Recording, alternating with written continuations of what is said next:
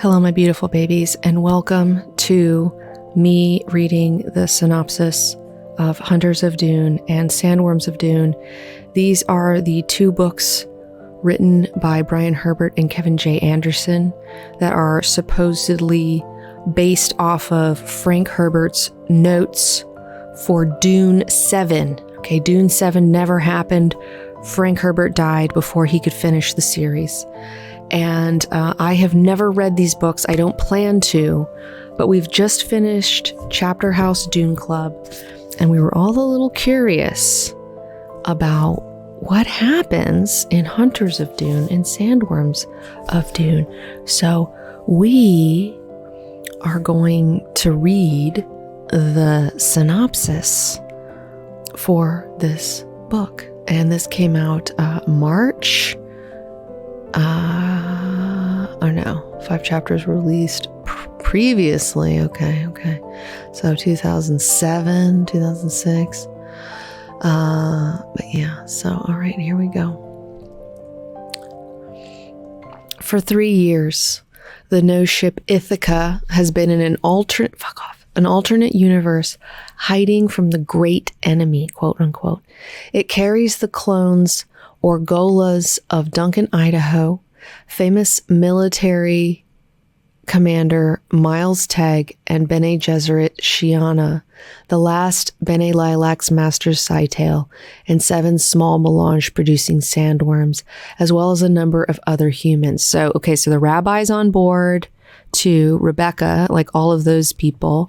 And again, 3 years. Okay, so Scytale has shared the secret of producing melange, also called spice, in tanks because the sandworms do not produce enough to allow the ship to continue traveling.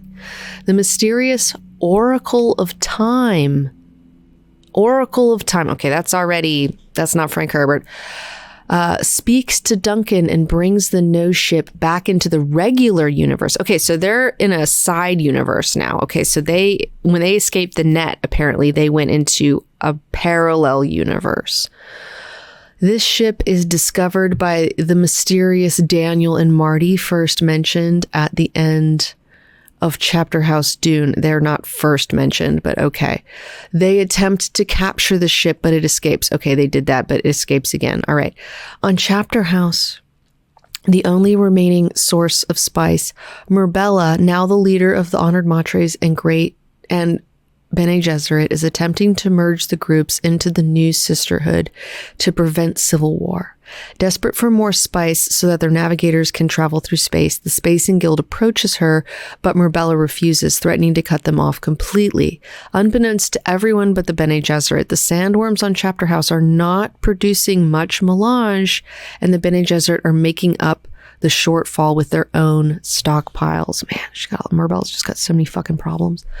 Though the Honored Matres had destroyed all Bene Lilac's worlds, their descendants, the lost Leilaxu, have returned from the scattering. They use the shape-stealing face dancers for espionage until the face dancers kill the Leilaxu elder Burra and replace him with a duplicate. It is revealed that they have replaced all of the lost Leilaxu elders, as well as countless humans on various planets in the old empire. Their leader, Crone, sends the scribe Uxtal to serve the rebel Honored Matre leader Helica. Okay.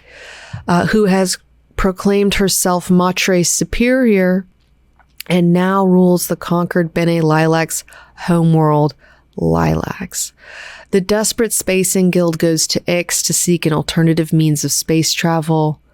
Crone and his face dancers have secretly infiltrated Ix, plotting to dominate the universe. Working with Daniel and Marty, Crone offers their advanced navigation technology to the Guild as if it were of Ixian design. The Guild agrees to the development of this technology if they can have a monopoly on it. Uxtal has been forced to use the Leilac's axolotl tank technology to produce the adrenaline-enhancing drug used by the Honored Matres. Crone tasks Uxtal to make a Gola of Baron Vladimir Harkonnen, which is as sociopathic as the original. What?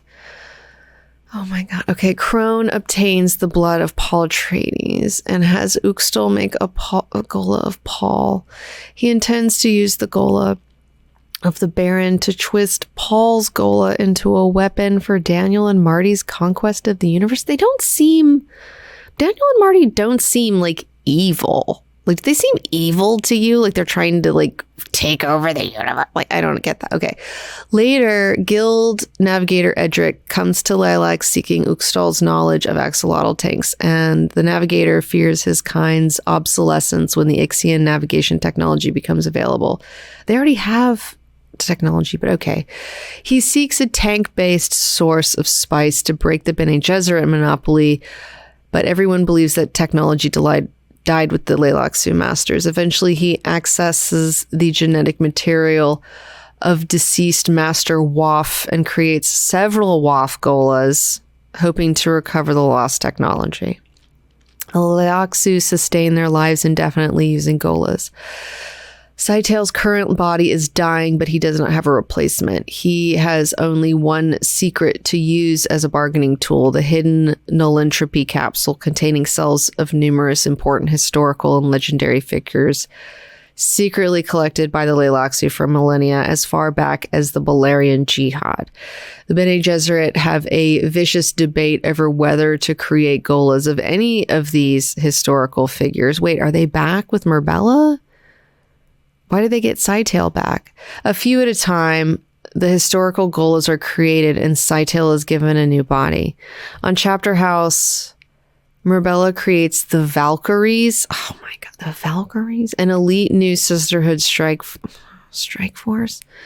They successfully attack rebel Honored Matre strongholds on other planets, discovering that some of the Honored Matres are disguised face dancers. Marbella accesses the other memory from her Honored Matre ancestors and learns their true origins. They were vengeful Leilaxu females freed and assimilated by fish speakers and Bene Gesserits fleeing in the scattering. Leilaxu females had been enslaved for use as axolotl tanks by Leilaxu males for millennia. These origins have been forgotten, but if you have other memory, then what? Okay. Marbella now understands why the Honored Matres annihilated the Leilaxu worlds in the Old Empire. Marbella also accesses a memory showing the origins of the mysterious force of the Honored Matres called the Enemy. On the No ship, rebel Bene Gesserits attempt to murder the Leto. They made a Leto the second Gola. They brought him back. Oh no, and he turns into a sandworm again, but they're foiled when he why would he do it again? The Paul Gola steals and consumes an overdose of spice in an attempt to remember his past, but instead has a vision of being stabbed as an evil version of himself. After being discovered by the Bene Gesserit, he concludes that he has regained prescience. Okay, we're back in the trap. Shiana has visions that suggested the use of Golas is dangerous and halts the program until she knows more. What? She has to have a vision to see that bringing a Paul and a Leto Gola would be dangerous? What?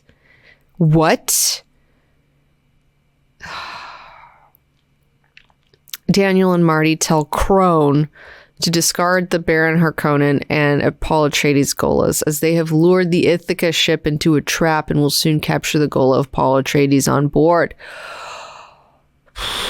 Working to his own ends, Crone continues to prepare the Golas, restoring the Baron's memories and instructing him to train the Paul Gola, which he renames Paolo. Paolo does not yet have his memories. Marbella contracts ex-competitor Richesse to provide armaments for a confrontation with the Great Enemy, but the rebel Honored Matres destroy the planet to cripple the Sisterhood. Marbella and her Valkyries successfully assault Lilax, the most powerful of the rebel Honored Matre strongholds, and discover that many, including Matre's superior Helica, were face dancers. Uxtal dies trying to escape, but the remaining Wafgola finds refuge with the Spacing Guild, offering Edric the genetic knowledge for the guild to create their own sandworms. The Ithaca stumbles upon the homeworld of the Handlers. An exploratory party from the No Ship discovers that the Handlers are actually face dancers and barely escape back to the ship. A surprise. Some face dancer ships crash into the Ithaca, and the chaos makes it impossible to know if any passengers have been replaced by face dancers. The emergency... Well, wouldn't Shiana and the other Reverend Mothers on board fucking know? Unless these are like the new face dancers. I guess they can't smell them. I don't know. The emergency forces Miles Teg to reveal his hidden power of superhuman speed. Marbella, now in complete control of the Honor Matres and the Bene Gesserit, prepares a defense against the forces of the great enemy, now identified by other memory to be the thinking machines of Omnius. Omnius. Just roll that around on your tongue. The machine overlord destroyed in the ancient Butlerian Jihad. That's not a thing. The Oracle of Time, that's also, is revealed to be the living consciousness of Norma Senva, somehow also still in existence millennia after the Jihad. I don't know who Norma Senva is. Daniel and Marty are revealed to be Omnius. Oh my God. And the independent robot Erasmus. No. That was not in the notes. Before its destruction, the Omnius incarnation on Gedi Prime had launched 5,000 probes capable of constructing new machine colonies on any planet encountered. One of these probes eventually intercepted a signal transmitted by the last remaining Omnius on Corinne before it too was destroyed. It forces the synchronized empire, finally reassembled. The new version of the Evermind is on its way back to the old empire to destroy all humanity. Yeah. Okay. The New York Times said Hunters of Dune that Brian Herbert and Kevin J. Anderson go through the motions, but they don't often seem to be having much fun with their material. By the end of Hunters, they have done little more than to set the table for Sandworms of Dune. What was the Oracle of Time? The fuck? No, what?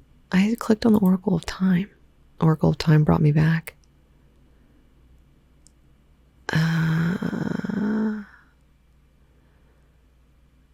Okay. Oh, this is okay. So the Butlerian Jihad. So this is a character from one of their things from 2002. Okay. All right. So, I don't believe that Daniel and Marty are really evil robots. That's not what Frank Herbert intended. I will go to my grave. Like, there's no way. And even in the Dune Encyclopedia, they talk about the Butlerian Jihad, and it's not about evil robots. It's about men who control the robots, like the men who control the machines who are making the decisions, but people just trust the machines, but there's men behind the machines. It's not like the machines are AIs. Like, that's not the fucking thing. Whatever. It's very clear in the Dune Encyclopedia. All right, here we go. Well, you still might enjoy that. I mean, you know, if you just really love these characters and you want to, like, you know, you want to do some fan fiction, like, I get it. You know what I'm saying? Like, I get it. But I'm too picky. I'm a picky bitch. And, like, I find it might be too painful to read. Yes, Frank was a humanist, Urbaninia, and his is a human universe of human problems and solutions. Yes. Write the last book. Honestly, I'm not going to say that hasn't crossed my mind. I mean, I'm not a writer, but, like, I don't know. You know what I'm saying? Like, I feel like I don't think I could do what Frank would do, but I could do something. You know what I'm saying? Like, I just feel like I could do better than this, you know? But whatever. I'm going to drink some wine and we're going to keep going.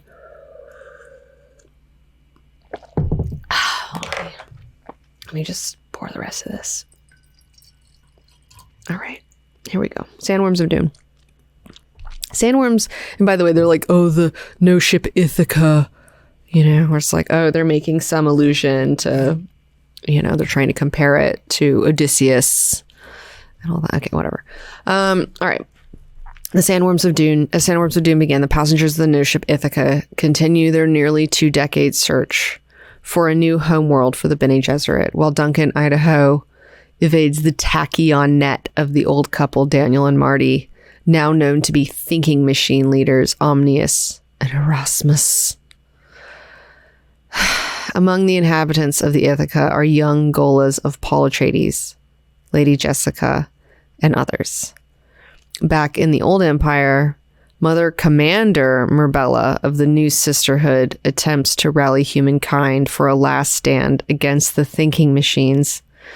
The new face dancers continue to infiltrate the main organizations of the Old Empire at all levels, having also set their Golas of Paul Atreides, Paolo, and the Baron Vladimir Harkonnen to the thinking machine capital, Synchrony. Oh my God, these names. Synchrony. Oh my God. At the prompting of the face dancer infiltrators, the Spacing Guild has begun replacing its navigators with Ixian navigation devices and cutting off all navigator supply of melange. Navigator Edric and his faction have commissioned Waff, the imperfectly awakened Gola rescued by the guild from the Bene Gesserit attack on Bandalong, to create advanced sandworms able to produce melange they so desperately require. He accomplishes this by altering the DNA of the sand trout stage and creating an aquatic form of the worms, which are then released into the oceans of Bezel, adapting to their new environment. These sea worms quickly flourish, eventually producing highly concentrated form of spice dubbed Ultra Spice. It's dubbed Ultra Spice. You know what I'm saying? Meanwhile, Murbella commissions Ix to copy the destructive Honored Matre obliterators for use on the fleet of warships she has ordered from the guild. However, we have warships, cool. However, Ix is now secretly controlled by face dancer leader Crone, previously acting as a minion of Omnius. He continues his own plot for face dancer domination of the universe. Omnius's forces have begun striking world after world, releasing a deadly virus and then pressing on to the new string of inhabited planets. The thinking machine plague arrives at Chapter House and cripples the Sisterhood, but they rally the unified humankind into one last stand. I mean, wouldn't their plague not work? But whatever. Aboard the Ithaca, Shiana restarts the Gola project. Golas of Serena Butler, Gurney Halleck, and Xavier Harkonnen are about to be born when the axolotl tanks are poisoned, killing all 3 Gola babies and the tanks. Saboteurs are suspected, as many of the ship's systems have also been failing. By the way, there's limited people on that nose ship. So who drew the short straw and had to be the tank? You know what I'm saying? Like, who drew the short straw and they were like, sorry, you got to be the tank. You gotta be the tank.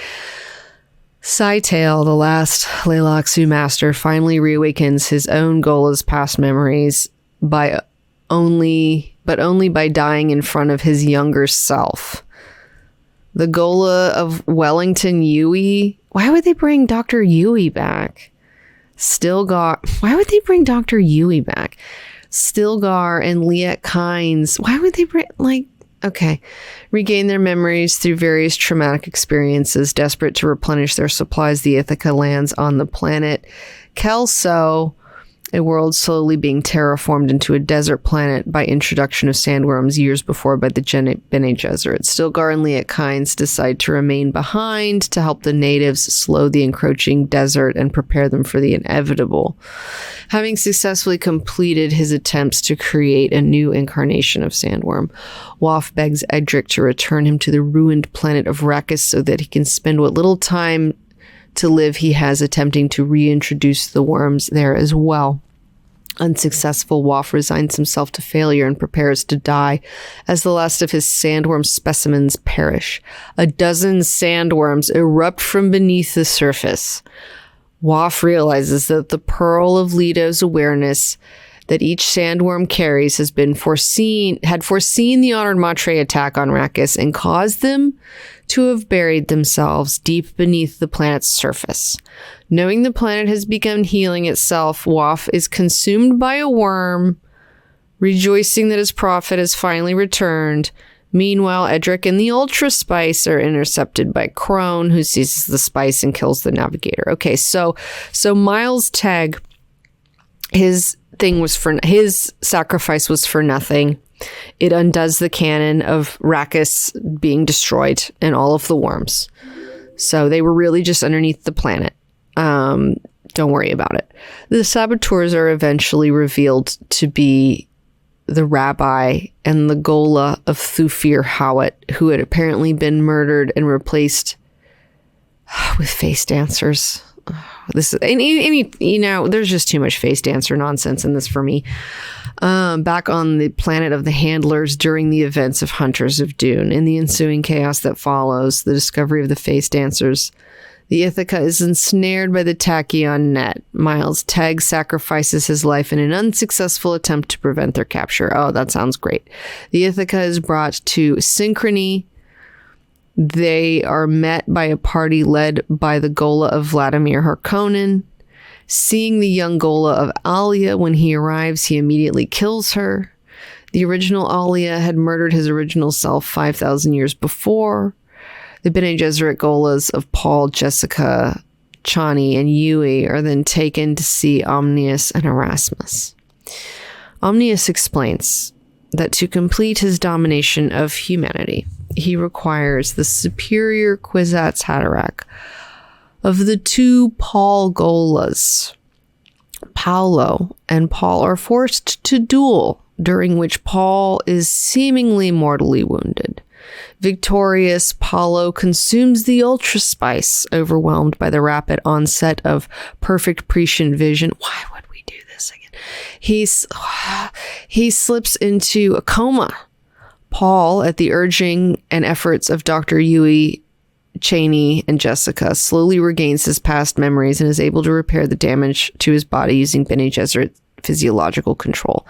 Under the guise of aiding Paolo, Yui takes his revenge by killing Baron Harkonnen, who has orchestrated the torture and death of Yui's wife Wana in their original incarnations. I mean, again, revenge.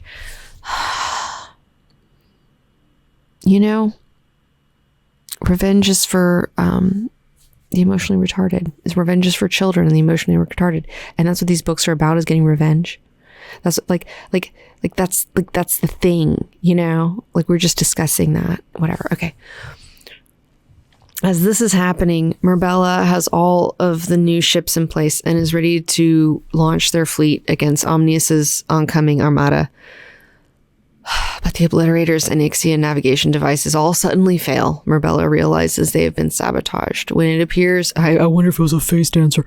When it appears the defeat at the hands of the thinking machine forces is imminent, the Oracle of Time appears with 1,000 ships piloted by guild navigators and begins to attack the machines. This assault leaves the machine's fleet in pieces. The Oracle then tells Marbella that she is going to Synchrony to stop Omnius once and for all. She folds space, and a visual manifestation of the Oracle appears in the room where Paul and Paolo have been dueling. The Oracle then removes every aspect of Omnius and transports the Evermind away into another dimension forever. What? Okay, the ultimate Kwisatz Haderach. Shiana and young Leto Ghola free the sandworms from the Ithaca's cargo hold, and the worms wreak havoc throughout Synchrony. Leto II regains his memories, and after the battle is finished, he tells Shiana he must now go back into the dreaming. Leto walks into the belly of the largest worm, Monarch, and the 7 worms twist together and join into one giant super worm before digging deep into the ground. Fresh from fighting the thinking machines outside of Synchrony with Shiana, Duncan enters the chambers where, recovering Paul, his memories now restored, reveals that Duncan is the final Kwisatz Haderach. It's a mistake. Having evolved and perfected himself through thousands of years of Gola rebirth in altered DNA, Erasmus, the independent-minded robot, explains that he was the mastermind behind the rebuilding of synchronized worlds. A mutinous crone declares that the universe now belongs to his face dancers, as both human and machines have been crippled. Amused by Crone's attempt to seize power, Erasmus explains that a fail-safe system has been built into the face dancers. Erasmus kills Crone and his party, and then all enhanced face dancers across the universe with a simple flip of a mental switch. The immediate death of so many face dancers exposes how much they have infiltrated human society. Erasmus then offers Duncan a choice. With both humans and thinking machines battered and beaten, Duncan can choose either destruction for one side or recovery and healing for both. Choosing peace over victory, Duncan and Erasmus then merge minds. Erasmus imparts to Duncan all of the codes required to run the synchronized worlds, as well as he becomes transhumanism. As well as all of his knowledge, Duncan now stands as the bridge between humans and machines. With little left to him, Erasmus again expresses his desire to learn everything possible about what it is to be human. He asks for Duncan to help him die. As Duncan shuts Erasmus down, he shares one of the many deaths he experienced with the robot. Back in the old empire, Mirbella's forces are preparing to attack Omnius' second wave when the machines suddenly stop. With the Oracle, this is like very Matrixy. With the Oracle having taken Omnius, this is like a little Matrixy. This is a little Matrixy. Okay, it's not just me. Okay, thank you, Nitronic. Okay, with the Oracle having taken Omnius, a navigator brings Mirbella to Synchrony. She and Duncan are reunited, and he explains his intent to end the divide between humans and thinking machines. The two will coexist.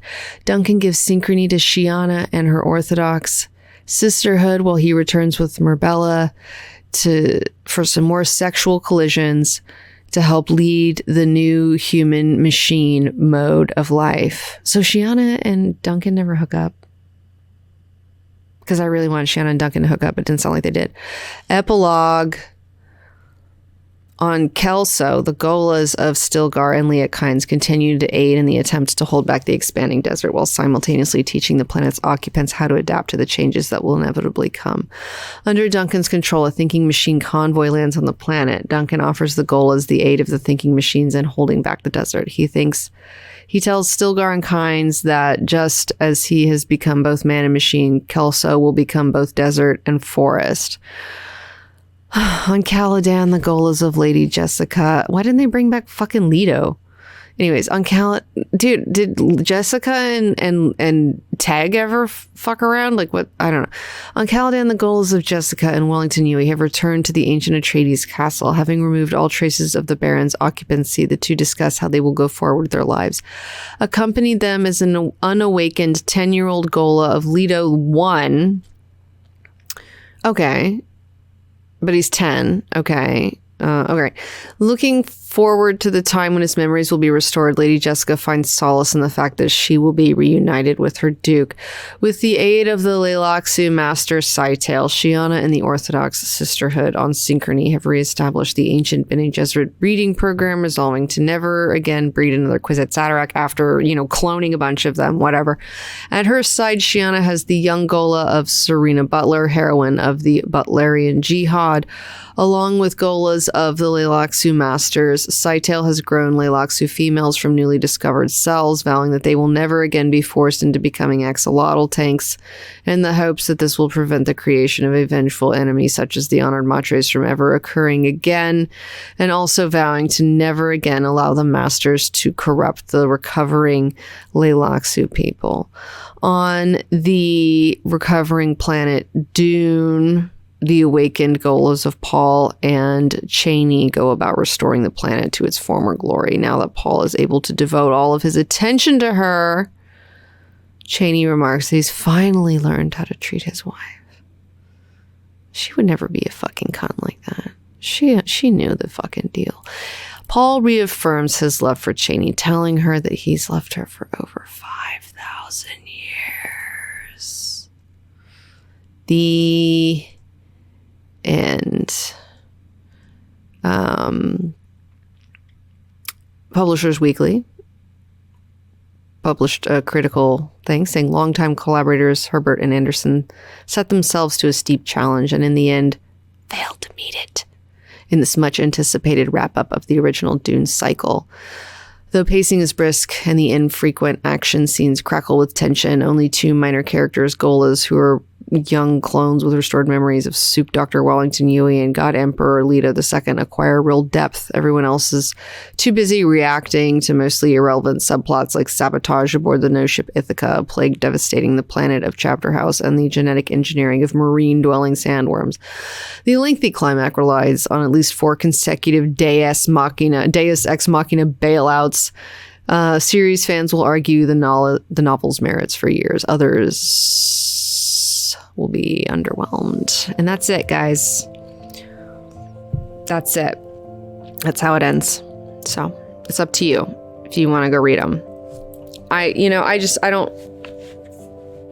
don't think I can do it. I don't think I can do it, even for just silly fun. I don't think I can do it. I'm sorry. I'm not sorry. Oh my God. We got marine worms. We just got all these gold. Like, why would they make a Yui Gola? For what? For what? Why would they make a Yui Gola? Why would they risk more Kwisatz Haderachs? I mean, isn't that the whole thing? Is like, fuck these guys. These guys are a problem. We can't have any more Kwisatz Haderachs. Like, isn't that the whole deal? It's like, they're like, fuck this shit. Whatever. It's fine. I really love the ending that we have with Chapter House. So